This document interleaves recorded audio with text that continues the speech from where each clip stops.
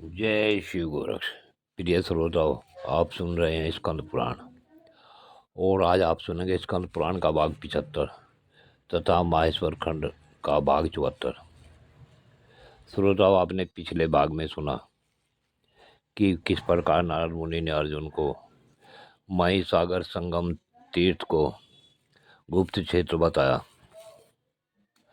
अब इससे आगे की कथा इस भाग 75 में सुने। एक समय की बात है, नैमिषारण्य के निवासी मुनियों ने सूत जी से कहा कि हम लोग आपके मुख से अरुणाचल मातम सुनना चाहते हैं। तब श्री सूत जी बोले, हे महर्षियों, प्राचीन समय की बात है, ब्रह्मा जी सतलोक में कमल के आसन पर विराजमान थे। उस समय महात्मा सनक ने उन्हें प्रणाम करके हाथ जोड़कर पूछा, भगवान, आप संपूर्ण वन के आधार तथा वेद व्यक्त पुरुष हैं। हे चतुर्मुख, आपकी कृपा से मुझे संपूर्ण विज्ञान प्राप्त हुआ है। हे प्रभु, जिसका आदि नहीं है, जो समस्त जगत का आधार तथा भगवान शंकर का अविनाशी तेज है और जिसका दर्शन करके जीव कृतार्थ हो जाता है, उसकी महिमा का मुझे आप उपदेश कीजिए। तब ब्रह्मा जी बोले कि बेटा, तुमने मेरे अंतःकरण में पुरातन शिव योग की स्मृति दिलाई है। सुनिए, तुम्हारी अधिक तपस्या के प्रभाव से मेरे चित्त में परम उत्तम शिव भक्ति का उदय हुआ है, जिसने मेरे हृदय को क्षण भर में अपनी ओर आकर्षित कर लिया है। जिन पुरुषों की सदा आकुलता रहित भगवान सदाशिव के प्रति भक्ति बढ़ती है, वे अपने चरित्रों से संपूर्ण जगत को पवित्र कर देते हैं। शिव भक्तों के साथ वार्तालाप, निवास, मेलजोल, उनका दर्शन तथा स्मरण, ये सब पापों का नाश करने वाले हैं। पूर्व काल की बात है,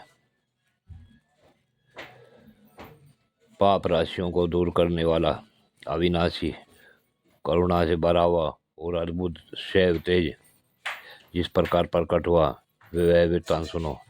एक समय मेरे और भगवान विष्णु के समक्ष एक अग्नि में स्तंभ प्रकट हुआ, जो संपूर्ण लोगों को लांघकर ऊपर से नीचे तक फैला था और सब ओर से अग्नि के समान प्रज्वलित हो रहा था। उसका कहीं भी आदि अंत न होने के कारण वह संपूर्ण दिगंतों में व्याप्त जान पड़ता था। भगवान शिव के उस तेजोमय स्वरूप को देखकर मैंने भक्तिपूर्ण चित्त से उसका मानसिक पूजन किया और अपने चारों मुखों से वेद मंत्रों का उच्चारण करते हुए शिव की इस प्रकार स्तुति की, जो संपूर्ण इस लोकों की उत्पत्ति के एकमात्र हेतु हैं। उन परम महान भगवान शिव को नमस्कार है।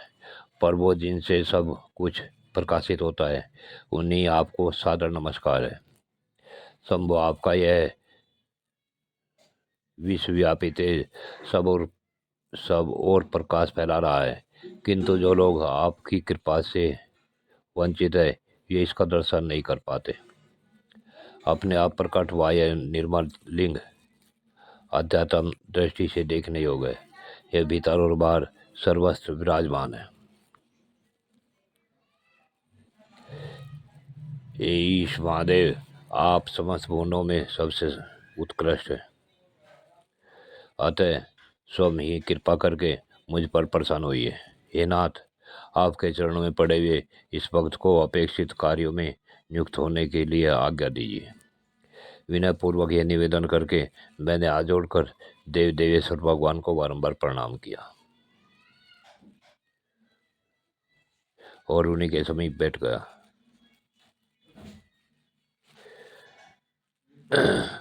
श्री विष्णु ने शंकर जी की महिमा के कीर्तन द्वारा अपनी विशुद्ध वाणी को और भी कृतार्थ करते हुए कहा, तीनों लोकों के जग अधीश्वर प्रभु गंगाधर, जगन्नाथ, विरूपाक्ष, चंद्रार्ध शेखर, आपकी जय हो।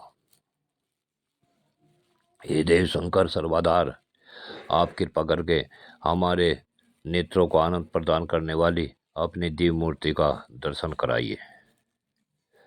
सूत जी कहते हैं कि इस प्रकार श्रद्धा और भक्ति के साथ प्रणाम और स्तुति करने वाले ब्रह्मा और भगवान विष्णु के ऊपर भगवान शंकर बहुत प्रसन्न हुए तथा उस तेज में स्तंभ से गौरवर्ण नीलकंठ पुरुष रूप से प्रकट हुए। वे ब्रह्मा और विष्णु से बोले, मुझ में चित्त लगाने वाले तुम दोनों की भक्ति से मैं बहुत संतुष्ट हूँ, तुम मुझसे कोई वर मांगो। भगवान शंकर के इस वचन से उन दोनों को बड़ी प्रसन्नता हुई। उन्होंने हाथ जोड़कर अपना अपना पृथक प्रयोजन निवेदन किया।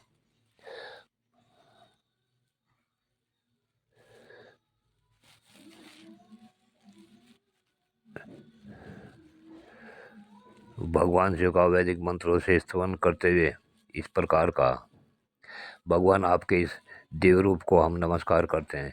आप सतत वर देने वाले ईश्वर हैं, तेजोमय देवताओं में सबसे श्रेष्ठ महादेव हैं तथा योगियों के ध्यान करने योग निरंजन ब्रह्म रूप हैं। समस्त संसार पर अनुग्रह करने के लिए आप इस तेज को समेटकर अरुणाचल नाम से अस्थावर लिंग हो जाइए।